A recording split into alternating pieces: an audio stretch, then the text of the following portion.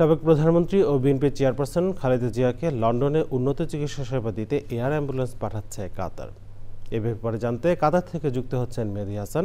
সরাসরি যাচ্ছি তার কাছে।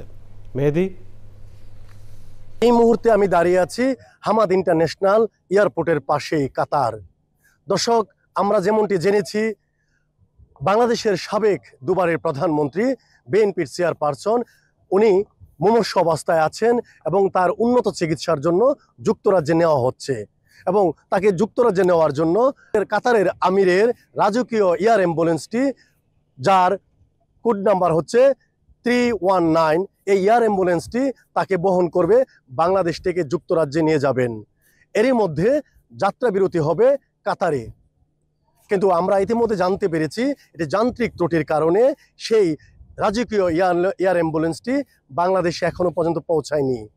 এদিকে কাতারে অবস্থিত বিএনপির সমর্থক কিংবা বেগম খালেদা জিয়ার যারা শুভাকাঙ্ক্ষী আছেন, তারা অধীর আগ্রহে বসে আছেন কখন উনি কাতারের মাটিতে আসবেন। এবং আমরা জানি উনি যখন আসবেন যাত্রা বিরতির পথে এখানে এয়ার অ্যাম্বুলেন্সটি ফুয়েল রিফিল করবেন। সে পথে এখানকার যারা উপস্থিত আছেন তারা সকলেই দোয়া করছেন যেন তাকে সুস্থ সুন্দরভাবে এখান থেকে নিয়ে যাওয়া হয় যুক্তরাজ্যে এবং সেখানে যেন উন্নত চিকিৎসা করা হয়। এই মতো অবস্থায় আমরা অপেক্ষা করছি পরবর্তী নিউজের জন্য। Mehedi Hasan, channel I, Doha, Qatar.